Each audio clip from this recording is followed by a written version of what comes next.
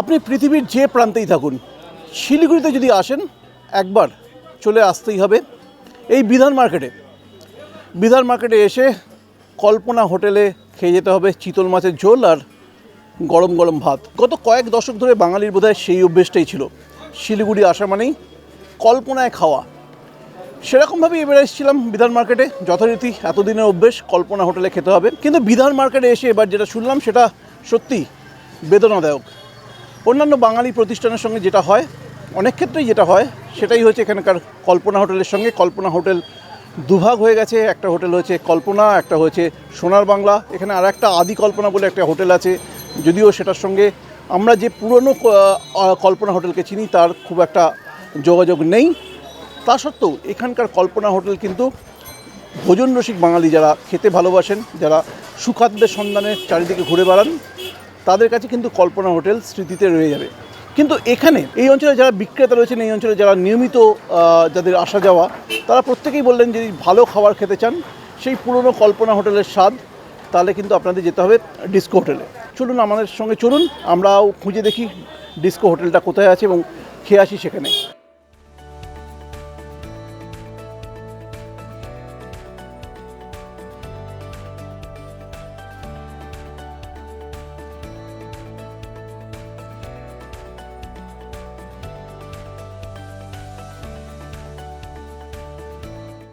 অনেকটা খুঁজতে খুঁজতে আপাতত আমরা পৌঁছে গেলাম ডিস্কো হোটেলে। এই জায়গাটার নাম হচ্ছে শেঠ শ্রীলাল মার্কেট।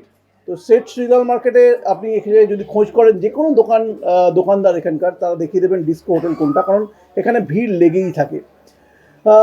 এখানকার যিনি মালিক তার নাম হচ্ছে সুভাষ কুণ্ডু। সুভাষবাবু একাই দায়িত্ব নিয়ে চালাচ্ছেন, সঙ্গে তার সঙ্গী হচ্ছে তার ছেলে।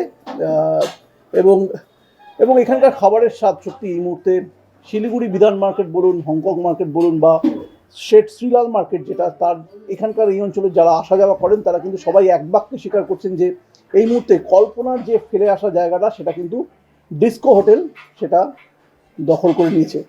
তো সুভাষদা, হোটেল কবে থেকে চালাচ্ছেন? অ্যাকচুয়াল খাবার চালু হলো আপনার ধরেন প্রথম তো রুটি থেকে চালু হলো।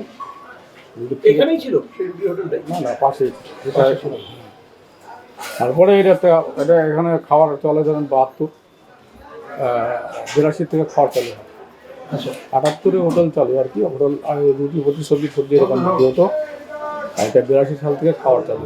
আচ্ছা, তো এই অঞ্চলের মোটামুটি সবাই বলছেন এই মুহূর্তে যে ডিস্কো হোটেলের খাবার খুব ভালো। এবং আপনার খাওয়ার স্পেশালিটিটা কোনটা? আমার স্পেশালিটি বেশি ভালো, মাংসটাই বেশি ভালো হয়। এখন মাছ 6-7 রকমের মাছ থাকে, ছোটো বড়ো মিলাই থাকে আর কি। এখন সবগুলো মাছের নাম বলতে সব দিন তো সব রকম মাছ হয় না, আলাদা আলাদা নাম হয়। যেই দিন যেটা ভালো থাকে সেদিন সেটাই হয়। ডিস্কো হোটেলে কিন্তু এই ভিড়টা সকাল 11টা থেকে বিকেল 5টা অবধি টানা দেখতে পাবেন। এবং এখানকার মানুষ, শিলিগুড়ির মানুষ যারা এই অঞ্চলে আসেন, এই সমস্ত বিধান মার্কেট বলুন বা হংকং মার্কেট বলুন, এই সমস্ত অঞ্চলে আসেন, তারা কিন্তু ডিস্কো হোটেলে এসে ভিড় জমান। এবং সত্যিই ভালো খাবার। এখানকার যারা খেতে আসেন তারা সবাই এক বাক্যে স্বীকার করেছেন যে ভালো খাবার। আমার এখানে রয়েছেন দাদা, আপনার নামটা বলুন আগে। বিশ্বজিৎ রায়। কলকাতাতে। কলকাতা থাকেন? ডিস্কো হোটেলে কি বলুন? এখানে কাজের সুবাদে আসি, তখন এখানে খাই। না না, এই 15 দিন 1 মাস রেগুলারই আর কি মোটামুটি। হ্যাঁ, আমরা এখানেই খাওয়া দাওয়া করি। এখানেই খাওয়া দাওয়া করি।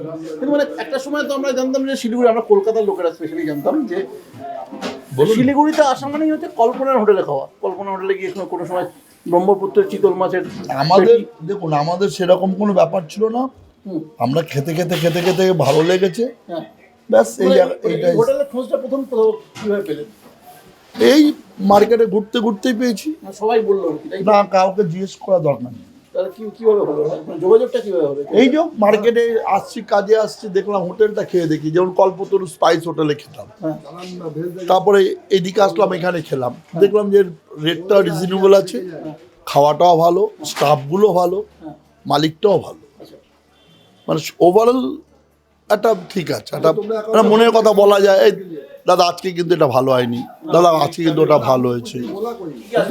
মাছ হবে শুধু, হ্যাঁ এখন হবে চিতল পেটি হবে, পাবদা মাছ হবে, ছোট ট্যাংরা মাছ হবে, কাতল মাছ হবে আর বোয়াল মাছ হবে। মাছের মধ্যে এটাই হবে। আর অন্য তো শেষ হয়ে গেছে, চিকেন মাটন শেষ হয়ে গেছে। আমাদের তাহলে তুমি একটা চিতল মাছ দাও আর বল মাছ দাও। একটা চিতল মাছ দেবো, একটা বোয়াল মাছ এক্সট্রা দেবো।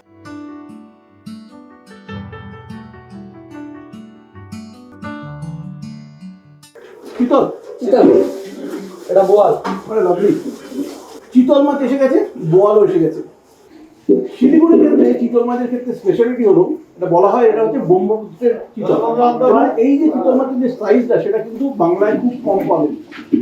এবং আপনি বুঝতে পারছেন যে গরম ভাত, ডাল, লেবু, পেঁয়াজ, লঙ্কা, লাউ ঘন্ট এবং তার সঙ্গে বোয়াল আর চিতল মিলিয়ে আজকের দুপুরের মেনুটা শিলিগুড়িতে আমার কীরকম বা কীরকম আমার সময় কাটছে সেটা আপনারা বুঝতে পারছেন। সুতরাং আপাতত খাওয়ার পালা, চিতল এবং বোয়াল দুটো রয়েছে, তাকিয়ে রয়েছে আমার দিকে, সেটা শেষ করতে হবে।